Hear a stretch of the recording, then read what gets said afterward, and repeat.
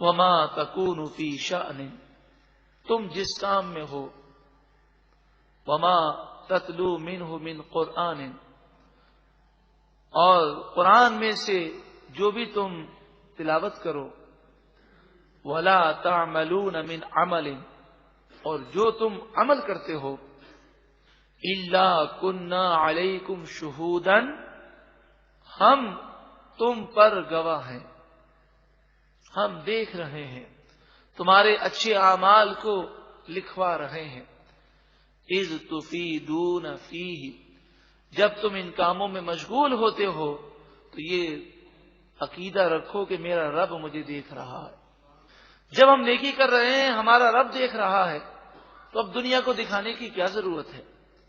وما يعزب عن ربك من مثقال ذرة في الارض ولا في السماء، تمہارے رب سے زمین اور آسمان کا کوئی ذرہ پوشیدہ نہیں، ولا اصغر من ذلك ولا اکبر، نہ کوئی چھوٹا ذرہ نہ کوئی بڑا ذرہ، کوئی چیز اس سے پوشیدہ نہیں، الا فی کتاب مبین، وہ تو کتاب مبین لوح محفوظ میں لکھی ہے۔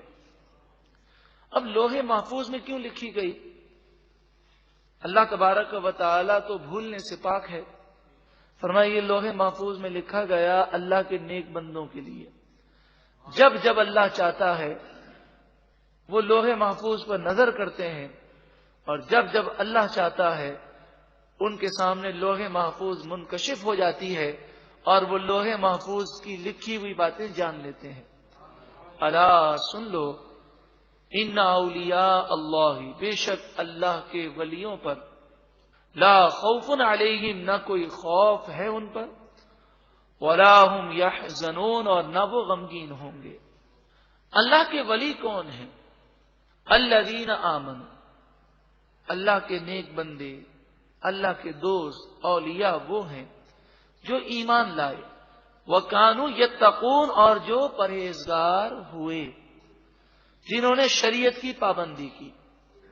قرآن مجید فرقان حمید کے نور سے پتہ چلا کہ جو ایمان سے دور ہے وہ اللہ کا ولی نہیں ہو سکتا، جس کا عقیدہ خراب ہے وہ اللہ کا ولی نہیں ہو سکتا، چاہے وہ سجدہ کرتے کرتے اپنی پیشانی کو زخمی کر دے، لیکن ولایت کے لیے سب سے پہلا اسٹیپ ہے الذین آمنوا، عقیدہ درست ہو۔ دوسری چیز وکانوا یتقون، ولایت کے لیے دوسری اہم چیز ہے وہ متقی اور پرہیزگار۔ جو شریعت کا پابند نہ ہو وہ اللہ کا ولی نہیں ہو سکتا۔ اب جتنے ڈبہ پیر ہیں اور جعلی پیر ہیں جو نمازوں سے دور ہیں، گناہوں میں ملوث رہتے ہیں، سنتوں سے دور ہیں، بے پردگی کا ماحول ہوتا ہے، اور عورتوں سے ہاتھ چموا رہے ہوتے ہیں، 25 انگوٹھیاں پہنی ہوئی ہیں، 5 کڑے جو ہے ہاتھوں کے اندر ہیں، بڑے بڑے بال رکھے ہوئے ہیں، بھنگ اور چرس پی رہے ہیں، ہیروئن پی رہے ہیں، نماز ایک نہیں پڑھتے، اور ان کے ماننے والے کہتے ہیں بابا جی بڑے پہنچے ہوئے ہیں، ذرا سنبھل کر ورنہ ایک پھونک ماریں گے تو تمہارا بیڑا غرق ہو جائے گا۔ یہ بابا جی پہنچے ہوئے ہیں، کہاں پہنچے ہوئے ہیں؟ حضرت جنید بغدادی علیہ رحمہ نے اس کا جواب دیا۔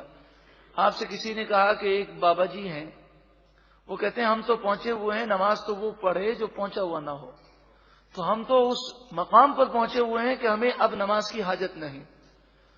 تو آپ نے فرمایا کہ واقعی وہ پہنچے ہوئے ہیں، سن لو کہاں پہنچے ہوئے ہیں، جہنم میں پہنچے ہوئے ہیں، کہ حضور اور صحابہ سے بڑھ کر کوئی اور پہنچا ہوا نہیں ہو سکتا۔ حضور نے بھی نمازیں ادا کی اور صحابہ نے بھی نمازیں ادا کی۔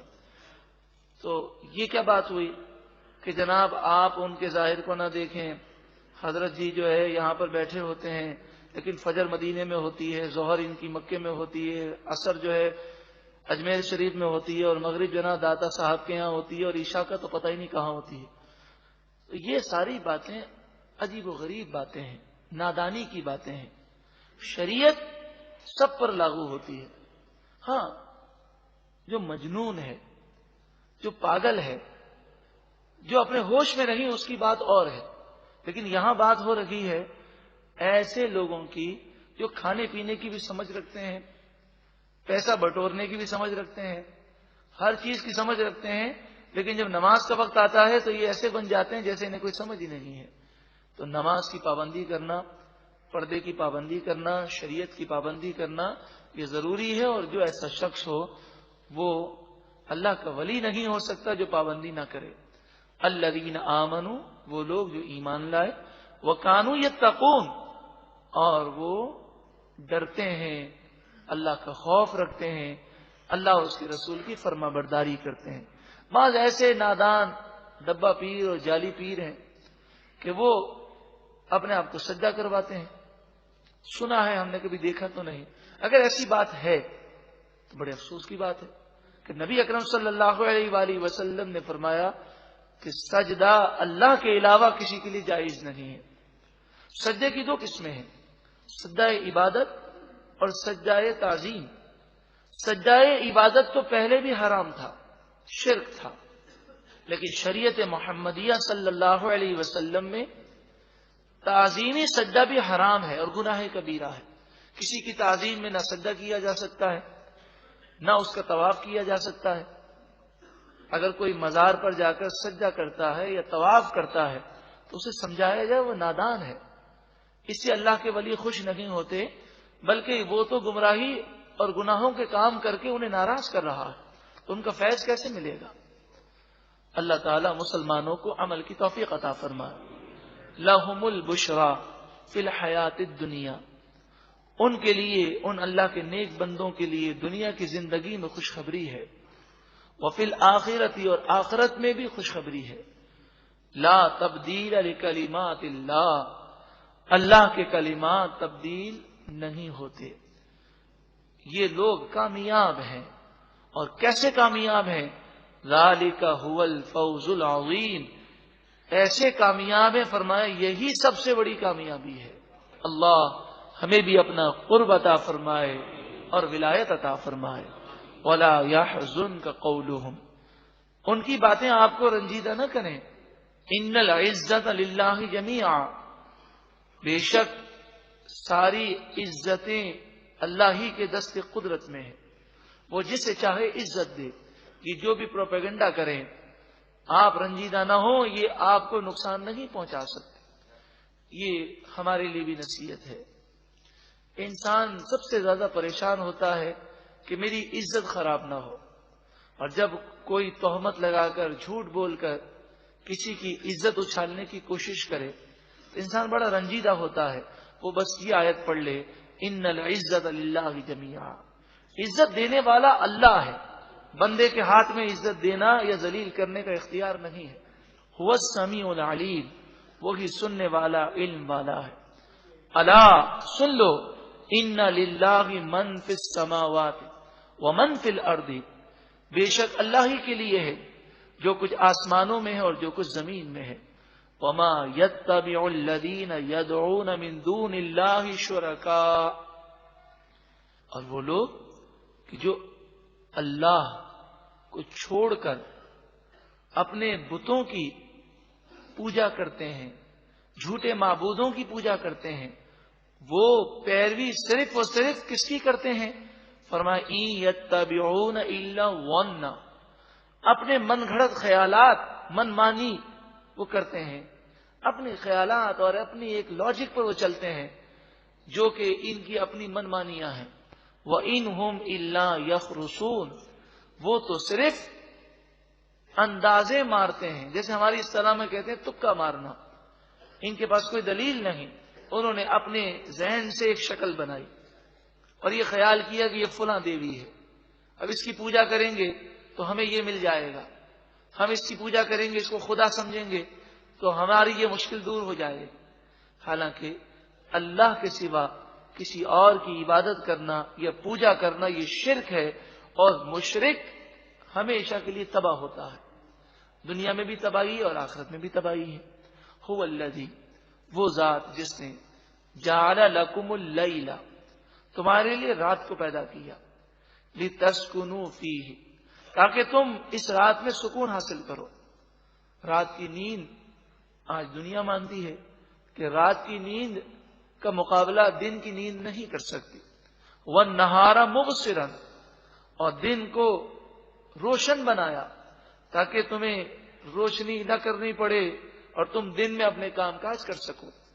ان فی ذالک، بے شک ان تمام باتوں میں، لآیات لقوم یسمعون، اس قوم کے لیے نشانیاں ہیں کہ جو سنتی ہے، سمجھتی ہے، غور کرتی ہے.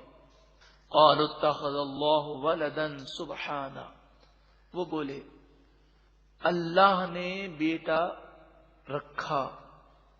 سبحانہ، وہ بیٹا بنانے سے پاک ہے، وہ اولاد سے بھی پاک ہے، بیوی سے بھی پاک ہے، وہ بیٹا ہونے سے بھی پاک ہے اور باپ ہونے سے بھی پاک ہے. هو الغنی، وہ غنی ہے، کسی کا محتاج نہیں. بیٹے کی حاجت تو ہمیں ہوتی ہے کہ بڑھاپے کا سہارا کون بنے گا. ہم ایک نہ ایک دن جب مر جائیں گے تو ہمارے مال کا وارث کون بنے گا. وہ تو حی ہے، قیوم ہے، وہ کسی کا محتاج نہیں. لہو ما فی السماوات وما فی الارض، اسی کے لیے ہے جو کچھ آسمانوں میں ہے اور جو کچھ زمین میں ہے. ان عندکم من سلطان بہذا، تمہارے پاس اس بارے میں کوئی سند نہیں، تم من گھڑت باتیں کہتے ہو. اتقولون، کیا تم کہتے ہو، علی اللہ، اللہ پر، ما لا تعلمون، وہ باتیں جو تم جانتے نہیں ہو. قل، اے محبوب آپ فرمائیے، ان الذین یفترون علی اللہ الکذب لا یفلحون، بے شک وہ لوگ جو اللہ پر جھوٹ باندھتے ہیں وہ کامیاب نہیں ہوں گے. ہم یہ تصور کریں کہ گو کہ یہاں پر کفار مکہ سے خطاب ہے، مشرکین مکہ کو سمجھایا جا رہا ہے، لیکن ہم مسلمان ہیں. مسلمان ہونے کے باوجود، ہم سب کچھ سمجھنے کے باوجود، ہم اللہ اور اس کے رسول کی فرما برداری نہیں کرتے تو صرف دنیا کی محبت کی وجہ سے. فرمایا متاع فی الدنیا، یہ دنیا میں فائدہ اٹھانا ہے چند دن تک. ثم الینا مرجعہم، پھر ہماری طرف وہ لوٹائے جائیں گے. ثم، پھر نذیقہم العذاب الشدید بما کانوا یکفرون، پھر ہم انہیں شدید عذاب کا مزہ چکھائیں گے اس وجہ سے کہ وہ کفر کیا کرتے تھے. کیونکہ یہ آیت کریمہ کافروں کی مذمت میں ہے، لیکن مسلمانوں کو اس روایت سے ڈرنا چاہیے کہ فرمایا گیا کہ جب بندہ گناہ کرتا ہے تو اس کا ایمان کمزور ہوتا ہے، اور بسا اوقات گناہوں کی وجہ سے ایمان اتنا کمزور ہو جاتا ہے کہ بندہ کوئی کلمہ کفر ایسا بک دیتا ہے کہ اس کا ایمان ضائع ہو جاتا ہے، اسے خبر بھی نہیں ہوتی. اب وہ نماز بھی پڑھ رہا ہوتا ہے، بظاہر نیکی بھی کر رہا ہوتا ہے، لیکن جب تک وہ کفر سے توبہ نہیں کرے گا اس وقت تک اس کی کوئی نیکی قبول نہ ہوگی، اور اسی عالم میں وہ مر جاتا ہے اور ہمیشہ جہنم میں رہتا ہے. اسی طرح فرمایا بعض لوگوں کے ایمان گناہوں کی وجہ سے اتنے کمزور ہو جاتے ہیں کہ شیطان مرتے وقت حملہ کرتا ہے اور شیطان ان کا ایمان ضائع کرنے میں کامیاب ہو جاتا ہے. عقل مند، دانا، سمجھدار وہی ہے کہ جو اس قلیل دنیا میں رہتے ہوئے اللہ کی فرما برداری کرے، گناہ نہ کرے، کیونکہ نیکی کرنے سے ایمان مضبوط ہوتا ہے. جہاں تک ایمان کا ذکر آیا، آئیے ہم تجدید ایمان کر لیتے ہیں. نہ جانے ہماری زبان سے کیسے جملے نکل گئے ہوں، بلکہ یہاں تک ایمان کے خطرات میں یہ بھی ہے کہ اگر کوئی کلمہ کفر بکے، غلط بات کہے، اور ہم اس کی بات سن کر خوش ہو جائیں، کہکا لگا دیں، اس کی تائید میں سر ہلا دیں، تو ہم بھی کافر ہو جاتے ہیں. تو اس لیے بڑا ذرا سی بھی کسی کی بات میں شک پڑے تو بندہ یہ کہتے بھائی مجھے تمہاری بات سمجھ میں نہیں آتی، پتہ نہیں صحیح ہے غلط ہے، میں تو نہ اس کی تائید کر سکتا ہوں نہ مذمت کر سکتا ہوں. کسی کی مروت کہ اس کو برا نہ لگ جائے، کسی کی مروت ہمیں ایمان سے محروم نہ کر دے. یہی ہے نا کہ ہم اس کی تائید نہیں کریں گے تو اسے برا لگ جائے گا. لوگ الٹا سیدھا مذاق کرتے رہتے ہیں، کبھی فرشتوں کا مذاق اڑاتے ہیں، کبھی جنت کا مذاق اڑاتے ہیں، تو کبھی جہنم کا مذاق اڑاتے ہیں، کبھی وہ اسلام کے اوپر ایسا تبصرہ کرتے ہیں جو کفریہ ہوتا ہے، اور ہم سمجھ بھی رہے ہوتے ہیں یہ غلط کہہ رہے ہیں، لیکن پھر بھی مروت میں ہاں کر دیتے ہیں، سر ہلا دیتے ہیں. تو ہمیں ایسے لوگوں کی مروت نہیں کرنی چاہیے. تو آخر میں ہم تجدید ایمان کرتے ہیں. اللہ تعالی ہم سب کے ایمانوں کی حفاظت ہمیں عطا فرمائے. بسم اللہ الرحمن الرحیم.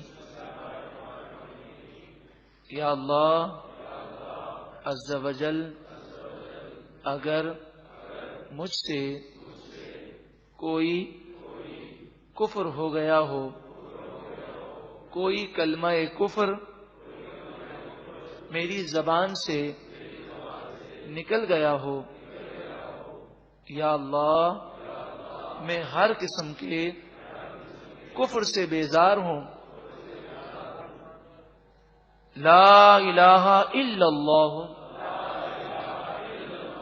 محمد الرسول اللہ صلی اللہ علیہ وسلم. یا اللہ مجھے ایمان کی سلامتی عطا فرما.